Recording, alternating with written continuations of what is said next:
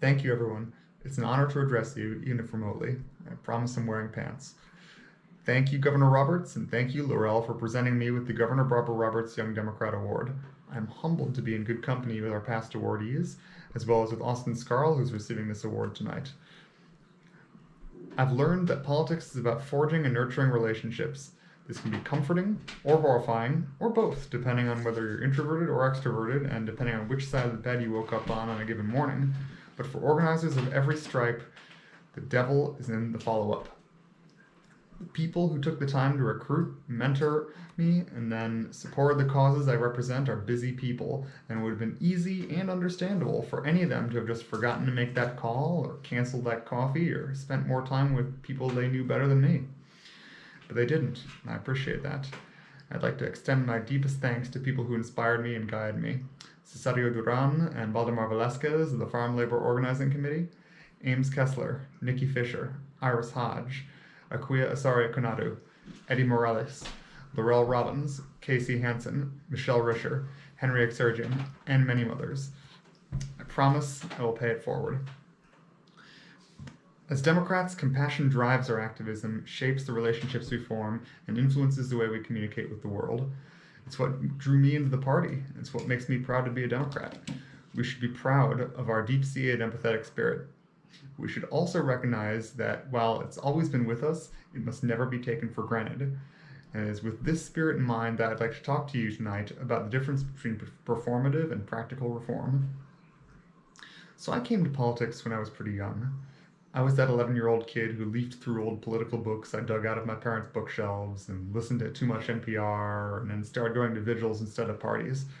My first active campaign season was 2004, when I was 13, phone banking and canvassing for Howard Dean and John Kerry in Toledo, Ohio.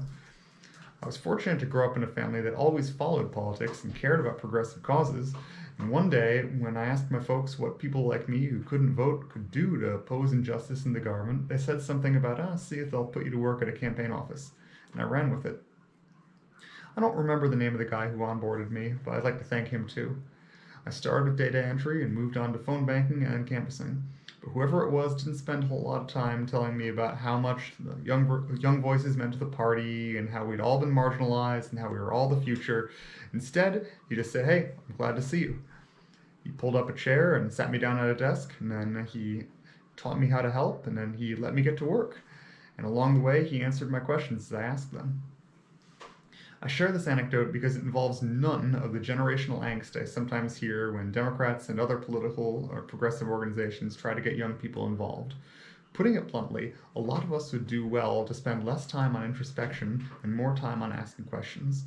Two good ones to ask are, what do you want to make happen to make the world a better place? And what would make it easier for you to act on your values through electoral politics? You've heard, and agreed, I hope, that the party needs to become more accessible. We need to eliminate the barriers that have kept far too many young people, working families, and historically marginalized communities from engaging with their party. The best way to make meaningful progress in this direction, though, doesn't involve establishing another work group or enduring another training session.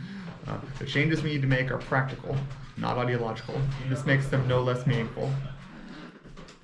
Here's how I see it. For starters, we should make meetings shorter and hold them when people can actually be there, not only on weeknights. We should have childcare at big meetings and offer it to be set up as needed for smaller committee meetings. We should vary our locations a bit for meetings. We shouldn't just have them at the party office or at the senior center. We need to keep Robert's rules for sure, but we need to explain at the start of every meeting that our rules chair and our parliamentarian are standing by at all times to clarify points of procedure if people don't understand them. To that point, we should speak with the same language we speak with voters. Knock off the jargon. We shouldn't single out new attendees, especially ones who don't look like everyone else. We need to welcome everyone, then do our best to connect these newcomers with experienced party activists. It's best when these meetings are informal and social as possible, and this is why I always say the real decisions get made in beer caucus. We should mentor newcomers, especially young people, and encourage them to run for leadership positions or take on new responsibilities.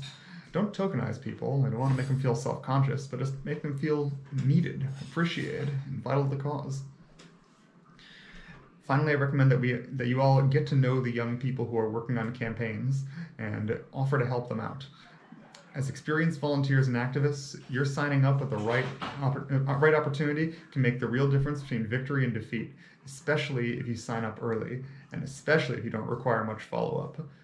And as people who've been there, your mentorship can help protect people, especially young people, from exploitation when there's a candidate or an organization who might try to take advantage of them. It's about at that time in this speech where I'm supposed to issue some sort of provocative challenge, and I suppose mine will sound a little strange, but bear with me here. I challenge you all to stop living in the future. For many people, the future isn't something that they look forward to with anticipation. It's something that keeps them up at night. It's something they don't own, and the way things are going, they never will own. And when we cast ourselves as the party that is going to bring us the future, we send one of two messages. We either promise that we are going to step off into uncharted, unpredictable territory, or we admit that we intend to keep following the same road, even as it gets more and more gravelly with every mile, because we trust that the light we see at the end of that road is neon and not fire. So what's the alternative? Do we just become reactionaries, or do we become nihilists? Or do we decide that, oh, the plane is going down anyway, and the best we can do is secure our own oxygen masks before helping others? No. We need change, and we can't leave anyone out. We need to show that what we're proposing has worked before, and that what we're working right now to do will make things better, and that we're doing it. Those ideas mentioned before, from expanding childcare to mentoring newcomers, move us towards social justice and accessible democracy right now, and it's easy to draw clear parallels between them and what we intend to do when elected. These ideas can help us retain current activists and inspire greater involvement from people who share our priorities but think that we've been ineffective. I want to close with a quote from the late great New Dealer Harry Hopkins, who once said, "People don't eat in the long run, they eat every day." I want you to think about this quote and its source for two reasons. First and foremost, we need to remember that huge numbers of would-be voters and activists agree with our ideas and would get more involved if they had the money and time. If we think we can count on the political situation to get dire enough to force people into activism in the future, we're going to wait a long, miserable time. So we need to get to work now in making things more accessible. I also quote Hopkins to remind all of our electeds that the era of small government is over. The New Deal's vision of government as a source of countervailing power, designed to ensure that those with the most power cannot run roughshod over those with the least power, holds up today as a model for recovery and for ensuring that the fruits of that recovery are fairly distributed. We can no longer afford to abdicate our responsibility toward the common person and trust that as scrappy entrepreneurial Americans, they'll just somehow make it work in the long run. Some supporters of what I'm talking about might call a return to countervailing power social democracy, or democratic socialism, or radical change. Some detractors might call it big government, or idealistic. I call it a return to the principles of which we're proudest, the principles that inspire people and the principles that worked before. Let's not kid ourselves. We are living in the year that sucked.